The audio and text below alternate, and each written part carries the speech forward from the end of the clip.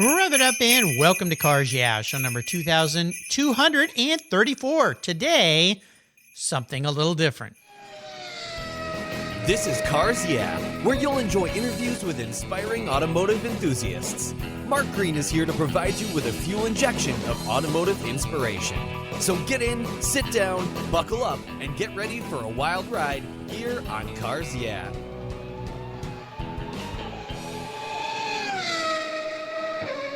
Hello, inspiring automotive enthusiasts, and welcome to Cars Yeah. Today, something a little different. Whether you celebrate Christmas, Hanukkah, Las Posadas, the Winter Solstice, Kwanzaa, or Festivus, this is the season for love, peace, joy, giving of our time and gifts. No doubt for many of you, this time of year brings back fond memories with family and friends and special gifts that your loved ones or Santa brought your way. I've combined some short stories from some past guests these past few months who shared their Christmas and holiday memories with hopes that they bring one of your fond memories to mind. So grab a cup of cocoa or an eggnog, sit back, and enjoy this special Christmas Eve show.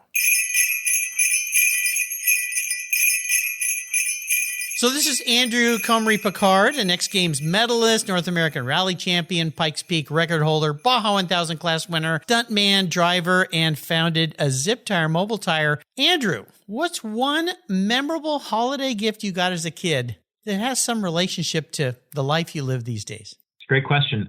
When I was probably 8 or 9 years old, I got and I kind of requested it, but this was in line with what my family was like anyway. I got a good remote control car, a good RC car that I then obsessively played with and developed and set up courses for myself, and my personality kind of fit into running that, and it arguably partially launched my career or put me down the right road. So I recommend RC cars. If the kid picks it up, it may be their thing. You know, this is an interesting answer to that question because another guest who's on this special Christmas Eve show, a fellow racer, Dominic Dobson, had a similar answer. He got one of those Sears go-karts for Christmas, and that launched him into his racing career. So I guess the story here is buy your kids something that pushes them, takes them to a new level, helps them understand something new, and you never know what kind of career you might build from it, right? 100%. Slot cars good too. I've just gotten my kids slot cars, and they are into it. Even though they're not really into cars yet, but they're into the slot cars, the sort of the larger 1/32 scale. So it's something like that. Great Christmas story. Thanks for sharing that. So now we're with the photographer Bill Pack. You've heard him on the show before. Bill, what's the most memorable Christmas automotive-related gift that you got when you were a little kid? It'd have to be my Hot Wheels track. Cool. And just setting that up and playing that and watching them go around the loop. And I had an assortment of different little race cars. And I just spent hours with that thing, just mesmerized by it. Now, can you imagine being able to have forward vision into the future and realize as you were sitting there as a little kid that Christmas morning that someday you would be at the Indianapolis 500 racetrack shooting some epic cars and creating a book which is titled Epic Drama, the winning collection of the Indianapolis Motor Speedway Museum. Wow. Imagine if you'd had that vision pop in your head. You would have probably went, "Ooh, could that ever happen?" Yeah, exactly. And at that time, it wasn't even an inkling as to what was going on. But now as I look at the back of the kind of the last page of the book, it's kind of like there's all the Matchbox cars or all the Hot Wheel cars. Oh, yeah. You know, that book is so cool because at the end of it, for you listeners, if you don't have your copy yet, you got to get one. I'll put a link on the show notes page for this special holiday Christmas Eve show. He's got profiles of all the cars that are in this book, and it is pretty cool. Yeah, now that would be a Hot Wheels collection. To dream of for sure. Yeah, I had those orange tracks running around my house too. My mom tripped over them all the time and pick up your track. So nice story. Nice story, Bill. Thanks for sharing that. All right. Thank you. Brett Hatfield has a podcast called The Driven Radio Show. And for the Christmas show here today, Brett, what's a really cool gift you got as a kid that's car related that's always been in your mind? I was on the tail end of being a kid. I was 19. Okay. Well, you can still be a kid when you're 19. Yeah. Well, Hey, between my ears, I'm a kid today. So Perfect. that's a conversation my wife and I have frequently. Between my ears, I'm still 17 years old. I just wonder what happened to the wrapper. Yep, me too. I got a car once. I got a new Buick Skylark. For Christmas? Yeah. Whoa. Well, who gave you that? Well, my dad, of course. Of course. Yeah. Very cool. Now, a Buick Skylark. What? Now, when you were on my show, we talked about Corvettes. What's with the Buick Skylark? Yeah. Well, it was it was an 88 or 89 Buick Skylark. I think it was an 88. And it was one of the first years for the Quad 4, front wheel drive. So for a front wheel drive car, it wasn't bad. Uh-huh. And it was quick, but it got decent mileage. And I was going to college. I needed something as a daily. You can't daily drive a 60 Corvette through crummy weather. And I just needed a car to get back and forth to school. And we traded in a crummy Camaro I had and a crummy pickup I had. And so the difference wasn't that bad. And I got a new Skylark for Christmas. Wow, what a nice thing. Did it come with a big bow on the hood? Yes, it did. There you go. Well, that's one of the nicest gifts I've ever heard. So that leads the pack here so far. So nice Christmas. Thanks for sharing that with us. And one more time. Thanks, Dad. There you go. Thanks, Dad, indeed. So this is David Campo. He's the founder of Nizumi Studios. It's a business where he's merged his passion in the automotive, watch, fashion, and music industries for over a decade. So, David, what's the coolest memory related to Christmas gift that's car-focused that you can tell us a story about? Yeah, so turning 40, I thought it was time to get an RC car. So I really wanted one. And my beautiful wife gave me a 911 73 RSR. Yeah. Now, that's interesting because that's kind of late in life to start with RC cars. Maybe not, but I had recently a guest on the show who's a serious champion rally racer, Andrew Camry Picard, and it was an RC car that got him into his passion for racing and led to a career as a rally racer, a stunt car driver, and so forth. Yeah. So I guess, you can bring back some childhood into your adulthood. Yeah, absolutely. Yeah. And I love the fact that it relates to your passion for Porsches. So do you still have some fun with that thing? Yeah. Well, I haven't finished it yet. Oh, you're still okay. You're a guy that can't leave things alone. You modify. No, yeah. It takes time. It takes time. Yeah. Well, all good things take time. That's for sure. Well, thanks for sharing that. What a nice gift from your wife. My wife's done that with me. We've been married for 38 years, so a long time. But every once in a while, a Christmas gift will be kind of a kid-related thing, and it just brings a smile to your face, doesn't it? It does, yeah, very much. Yeah, good to bring back that fun thing. That's what the holidays and Christmas are all about. So thanks for sharing that story. Wonderful. So this is Dominic Dobson. He's a past IndyCar racer, endurance racer, driving coach, and of course, owner of Dobson Motorsports. I'm kind of guessing, Dominic, that the most memorable holiday gift you ever received as a kid might be car related. Is that true? Well, just maybe. It depends if you call a go-kart a car. Oh, of course. But I would certainly say it's car related. Yeah. And it probably was the first thing that actually made me go, crazy about the notion of having a steering wheel between my hands and, pedals below my feet and an engine behind me, pushing me along. Yeah, well, kind of relates to Porsche. Well, it was a 1958 Sears go-kart. Okay. It had a single frame rail that ran right down the middle. It had no suspension, very crude steering, very crude brakes, and it lives in Stratton. Yep. And I think we paid $75.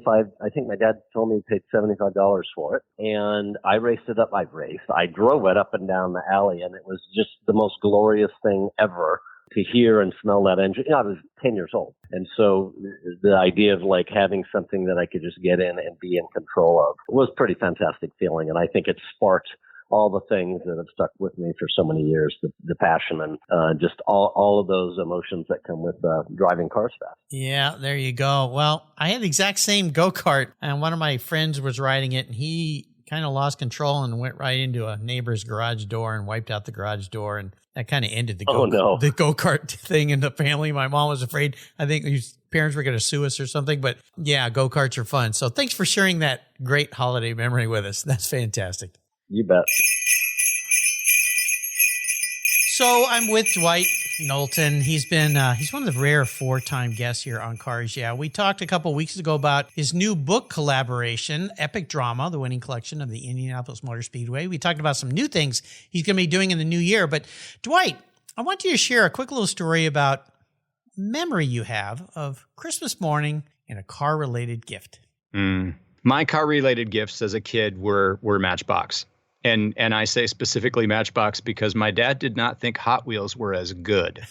So even though they went faster. Yeah. Yeah. And so I can remember probably even the order of the first 5 or so Matchbox vehicles that I got. The very first one that I got was a cream-colored Model A with green fenders. Yeah, for me, Matchbox cars, and then they also became a motivator for grades and good reports from school. I still have my first Matchbox. It was a red Jaguar E-Type Coupe that I still have sitting here. My dad bought it for me. We went on a ride in his, new to him at the time, 49 MGTC. Went to the hardware store, and I remember him dropping a quarter, which was a big deal back in those days. I think I was 5 years old, and still have that in many, many Matchbox. I see the idea your dad had there, that they were better than Hot Wheels, because Hot Wheels, they were great, and they've obviously been super successful, but they were a little bit cheaper in a way. I don't know if, and you look at Matchbox today, they're pretty simple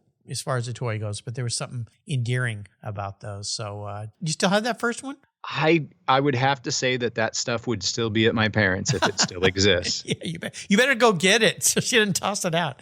I remember what you're talking about, though, because Hot Wheels had a plastic bottom and Matchbox had a metal bottom. Yes. Yeah. Yeah, exactly right. Well, I appreciate you sharing that story. Merry Christmas, my friend.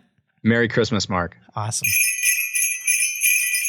So I'm here in London with Elliot Wertheimer. He's the co-founder and CEO of Lavoie.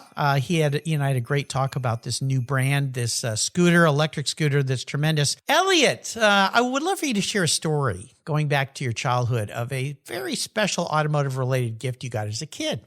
Yeah, sounds good. So I think when I was quite young, one day at probably 8-9 years old, I saw this movie where you had, I think, a dad and his kid playing with a petrol radio control car, right? Making a lot of noise, going so fast, looking amazing, And I remember sitting next to my dad and being like, would be amazing if those existed in real life, right? He was like, funny enough, they do, Yeah. So for the next 2-3 years, I kind of worked it made me work a little bit for it, let's say. But eventually for Christmas, I think, 12 or 13 years old, something like that, I basically got my petrol car and had a wonderful time with it over the years, kind of modified it a lot, allowed me to meet, actually, funny enough, quite interesting people on farms and so on, building those things, really intelligent people. And I also met my best friend, thanks to that, because we kind of bonded in school because we both had one.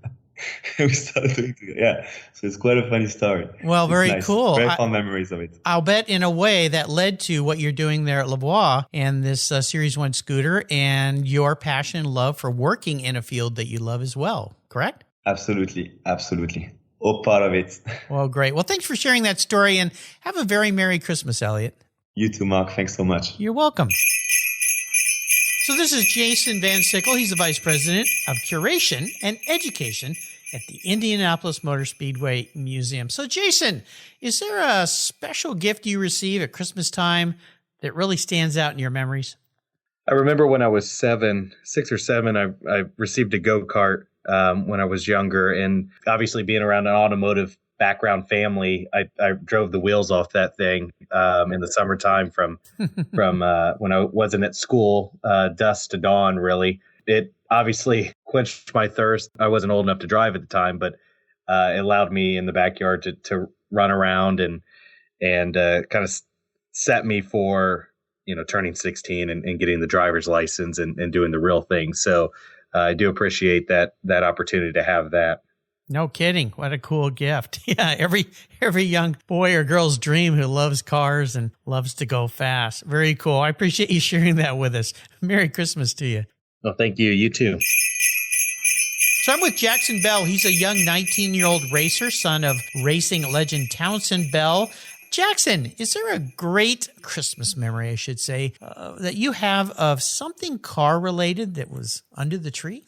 There is. It was my first experience with anything motorized with wheels. It was a Razor electric dirt bike. Oh, wow. For Christmas when I was 4 years old, I believe. The reason I got the bike was because my dad made a rule for me, or a kind of an objective, that I had to ride down our driveway on my bicycle without training wheels, and I would get my first dirt bike.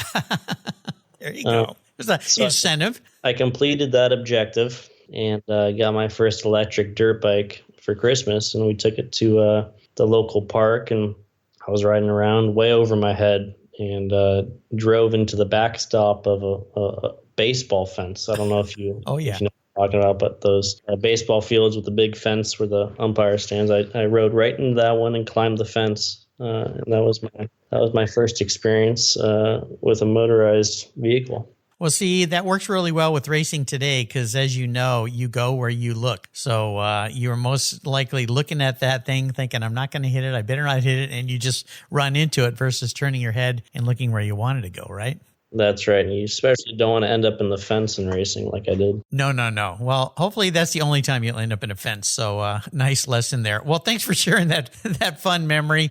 Merry Christmas to you, Jackson, to you and your family. You as well. Thanks for having me. You're welcome.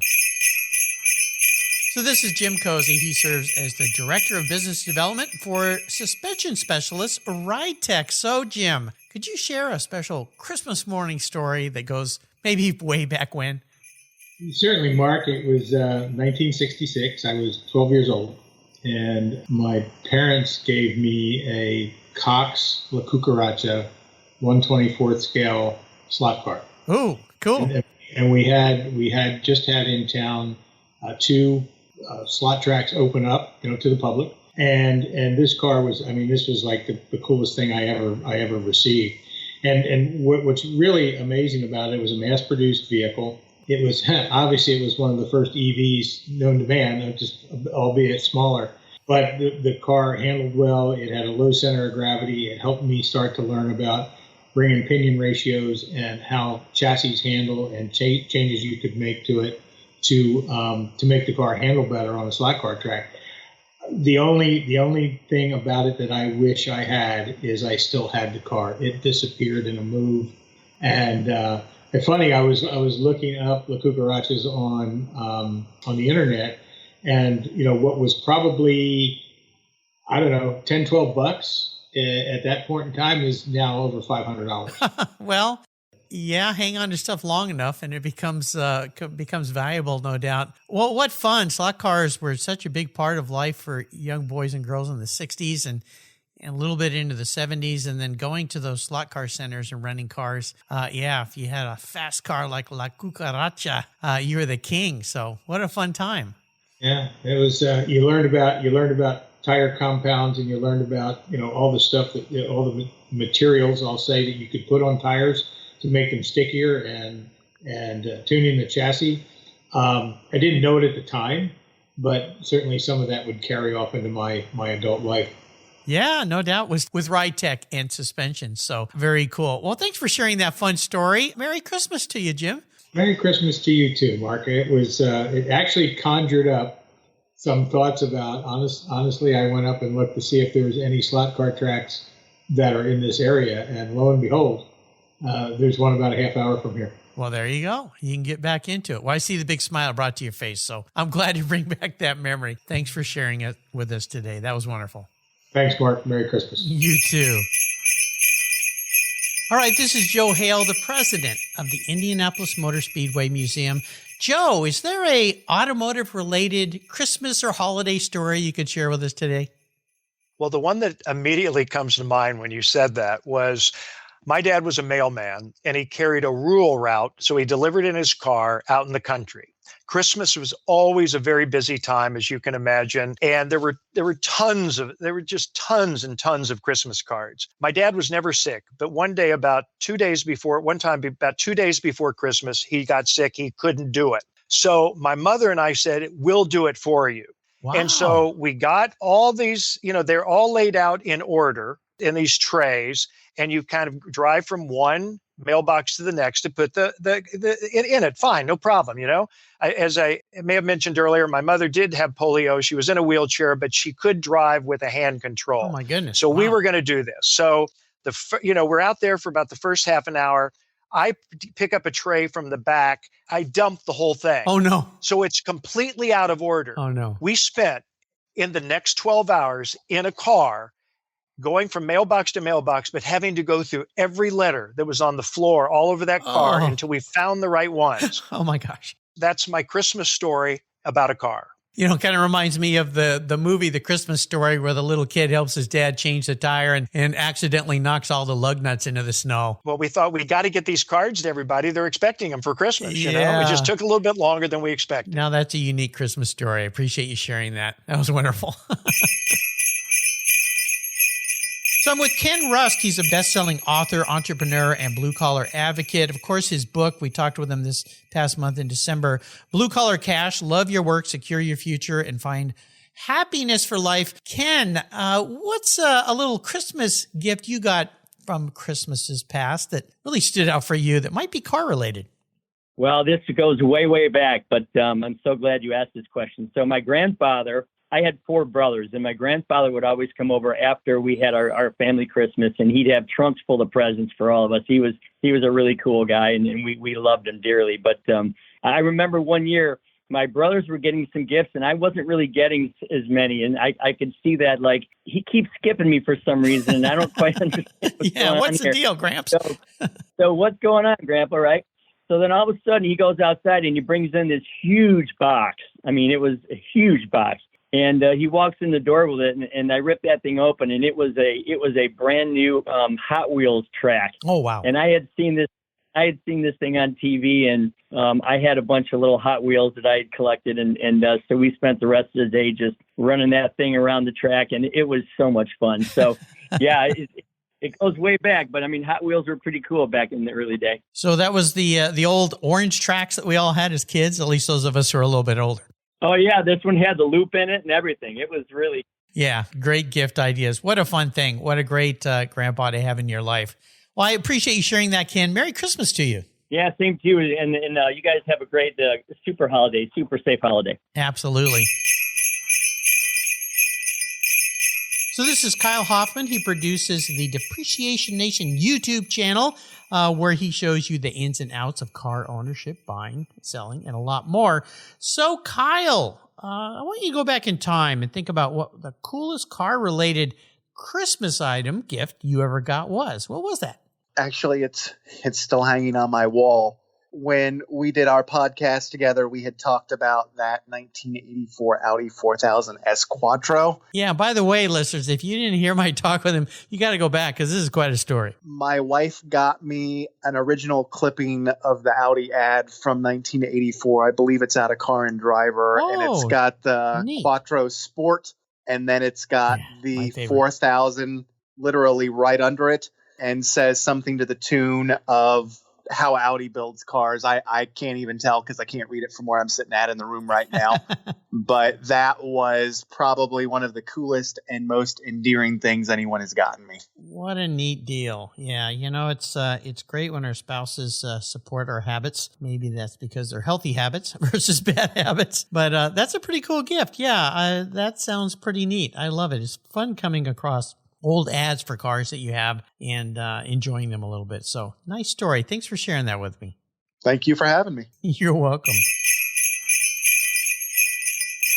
I'm with Michaela Kyle. She's the corporate manager at Power Trucks USA. If you missed my talk with Michaela, go back and find her on the Cars Yeah website. Michaela, is there a special holiday Christmas experience or gift that really stood out for you? Yeah, there was one year that my dad had a Ford Mustang that he got from one of our family friends who is like a brother to him. And we just went out on Christmas Eve and with the top down and just drove for a while. And it was fun with the family. Going out and looking at Christmas lights and decorations and things? Oh yeah, just driving around all the neighborhoods, seeing how everyone decorated their houses. And it was just nice. It was nice to get everyone together.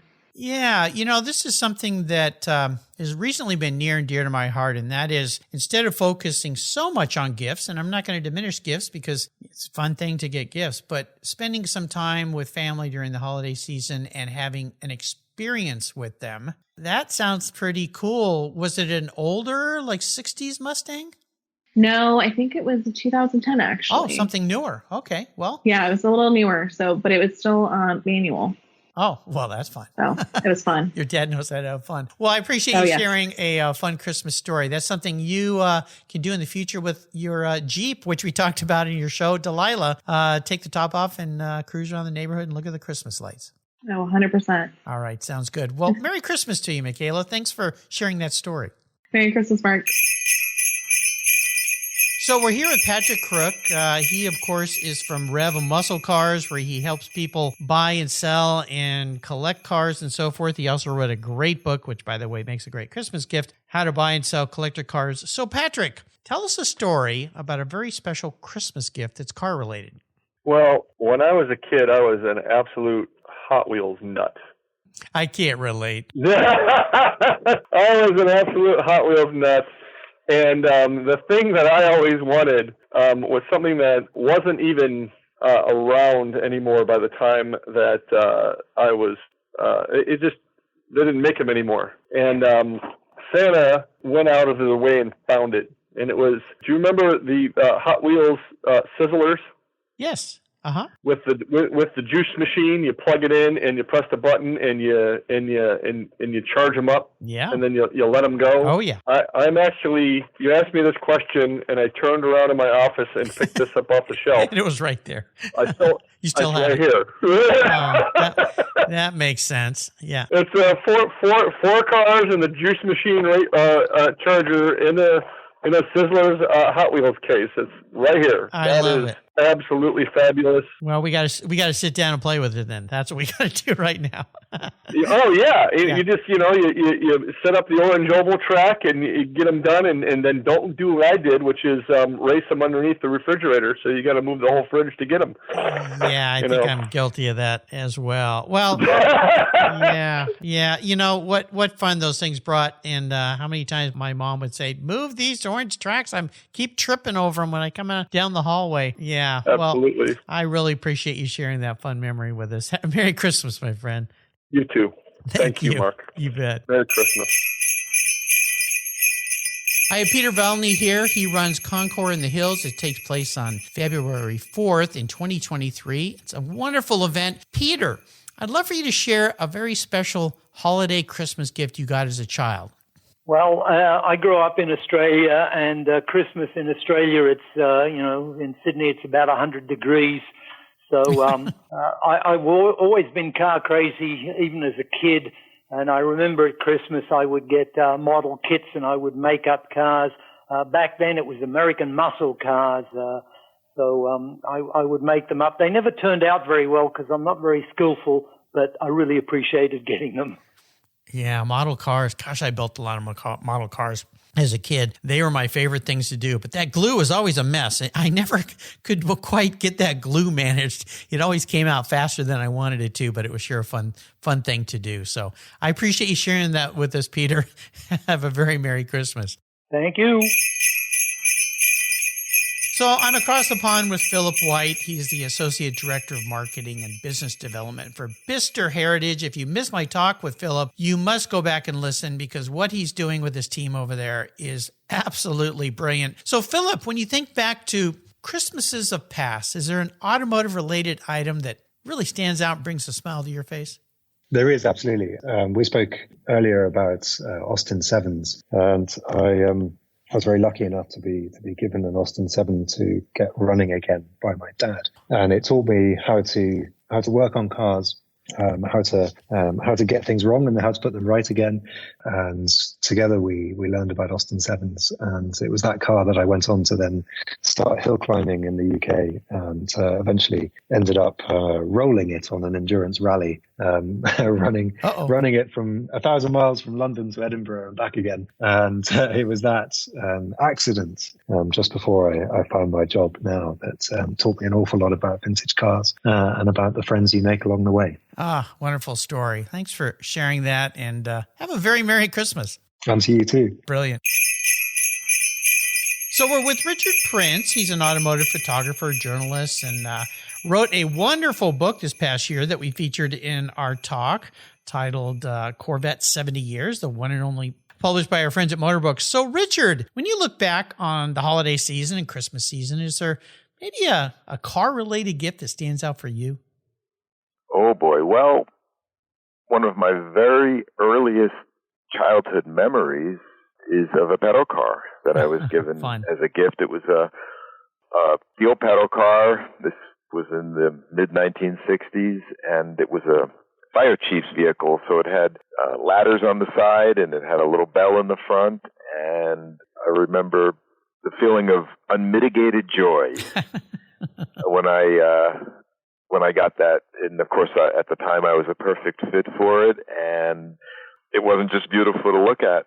I pedaled and it went, and it had a steering wheel, and as I said, a bell that made noise. It was cool, and I think I put a lot of miles on that pedal car as a child. It was great. Oh, they're fun. Well, my regular listeners know that my first car was a Cadillac when I was about the same age, and it was my uncle's car, but he gave it to me for Christmas, and I remember it was yellow and black, and didn't have any bells or whistles, but I thought that was pretty cool. Yeah, when you're that age, the idea that you can actually move around mobile is kind of a cool thing. And I have a little pedal car I bought years ago that I'd save for the day I have a grandson. I have a grandson now. Now, he's too little to pedal it, but when he comes over, first thing he does is run over and tries pushing that all over the house. My wife's saying, take that outside. You're dinging up the walls. But there's something about putting wheels under a little kid, and that motion, that power is what makes it such a joy, right? Absolutely. You captured it. It's empowering. All of a sudden, you're more mobile, and you're faster, and you're more maneuverable than you are with your own two little feet as a little rascal running around. So it's liberating. It's empowering. A 3-year-old that doesn't know those words yet, but he certainly knows the emotion when he or she feels it, and that's exactly what a pedal car or a toy car can do for a child. Well, and we're all little kids still to this day, still playing with cars. So for you and I, Richard, nothing much has changed, has it? No, not at all. And it's really a lot of the same emotions that are stirred when you get into an enthusiast car as an adult and tap that pedal and it goes, and you move the steering wheel and it goes. So it's really sort of an extension of the human body in a way, and it's empowering and it's intoxicating. Well, thanks for sharing that memory. Merry Christmas to you. That's fun. Likewise, the very same to you and to your listeners. Well, thank you. Okay, this is Robert C. Yeager, who wrote a great book titled The Next Gen Guide to Car Collecting. Bob, for the holiday season, when you look back at your youth, what was the coolest thing you ever got that was car-related? Oh, gosh. Well, it would probably be some kind of wax or something like that. I love washing and waxing my cars. Oh, really? Now, that's a unique answer. Yeah, something to take care of your cars with. I love the Maguires, and they have it's called Carnauba Plus. Uh-huh. That's one of the nicest waxes I've ever put on a car. It's got a warm shine to it that I really like. Now, it's not a ceramic wax. I don't know if I'm going to a car show, I'm going to use that Maguire's Carnauba Plus because I don't know, there's a warmth to it. The ceramic waxes are wonderful, but they have a little bit of a kind of a hard shine. I don't know how to put it, but it's probably just my imagination. Well, you're old school, and Barry Maguire, who's a friend of mine and been a guest many times on the show, is smiling right now at your answer to that. So if you're going to be buying a cool thing for your car friends or kids in the family, get them some car care products so they can learn to take care of their own vehicles. That's awesome. So I'm with Sergey Van Bachreek, and of course he shared some wonderful books on past Cars shows with us, the most recent being the definitive works of the 962 Works Porsche. So Sergey, when you think back to Christmas time, is there something that you got as a gift as a kid that brings a smile back to your face? Well, I think it must have been that one year when under the tree I found a 124 scale model kit by Tamiya of the Martini Porsche 935/78, aka Moby Dick. I was really over the moon with that one, and I think I probably skipped most of the Christmas dinner and went upstairs to my room and started building. So that was fun in those days, because model kits were maybe not very hard to find, but there weren't that many around. The internet didn't exist, of course, so you really didn't know what was going to come out around Christmas time. And all of a sudden it was there in the shops, and I asked my parents, can I please have one for Christmas?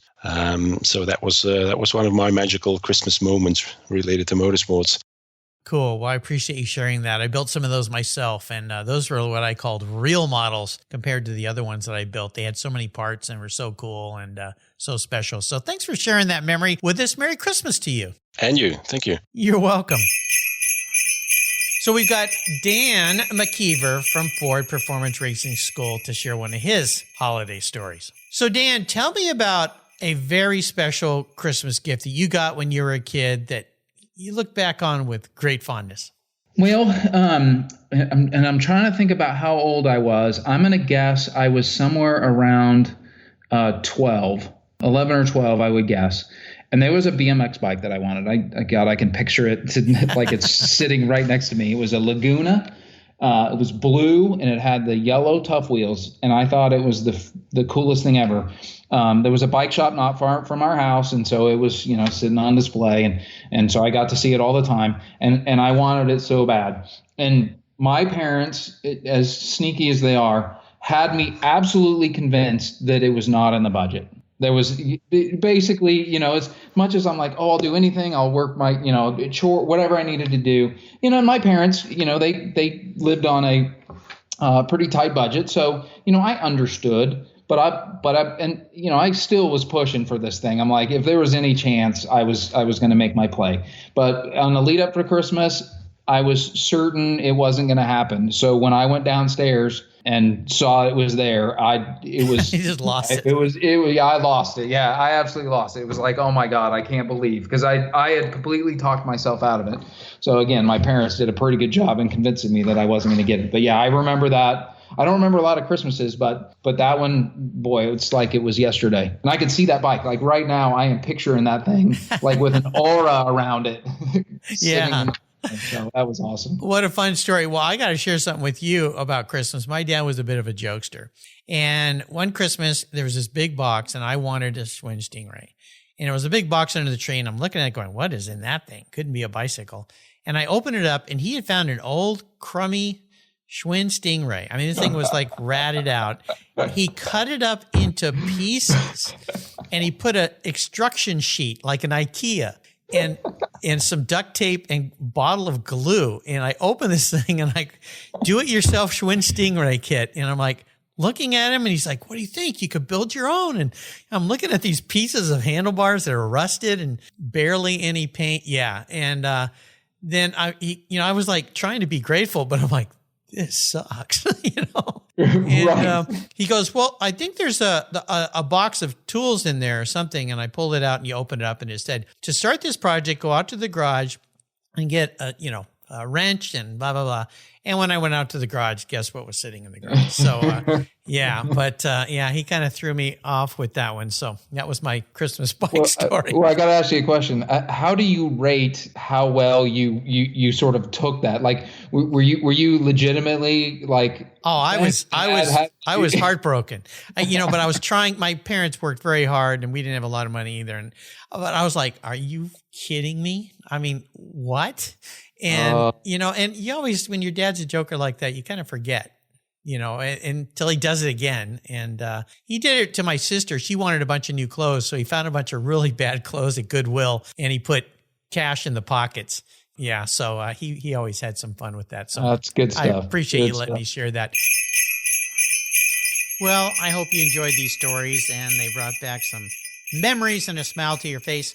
My wish for you and yours is that you get to spend some relaxing and inspiring times with your family and friends this holiday season. Remember to take a moment of gratitude and perhaps find a way to offer your time to those around you who need a little patience and maybe a little help. Next week on Cars Yeah, I'm taking a little time off because I'll be in India with my family to celebrate my son's wedding and to meet our new daughter-in-law's extended family and friends. Should be quite a trip. So I'll be doing something I've never done next week. I've chosen some what I call our mile marker shows from the past. I'll be rerunning those just for next week. With over 2,233 shows on Cars Yeah, perhaps you missed a few of these, and they will bring some inspiration to your life. Merry Christmas and happy holidays to all. Thanks for listening.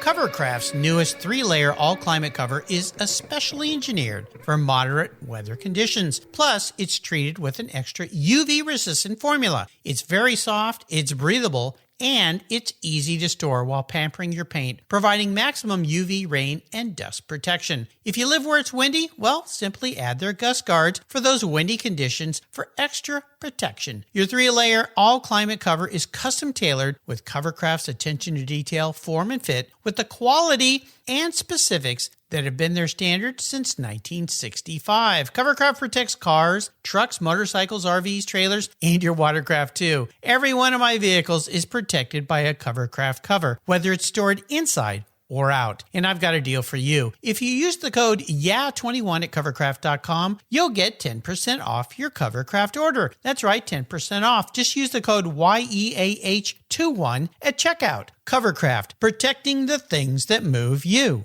I was talking with a buddy of mine the other day, and he asked me about American Collectors Insurance. He said, while I listen to you on Cars Yeah, you're always talking about agreed value collector car insurance. Well, I insure all my cars on my regular auto insurance policy, and I've done it for years. Why use a different company for my collector cars? I get a multi-car discount. Isn't that good enough? I suggested he call his carrier and ask how much he would get if his collector car was totaled or stolen. He called back and said, boy, that was a scary conversation. The value of my car wasn't even close to what it's really worth. Thank you for the education, Mark. So don't just hope for a fair claim settlement. Be certain and know exactly what you'll receive with an agreed value policy. American Collectors Insurance has been protecting enthusiasts since 1976. Give them a call today for your personal agreed value quote at 866-ACI-YEAH. That's 866-224-9324. Tell them you're a friend of Mark Green's at Cars Yeah. American Collectors Insurance, classic car insurance,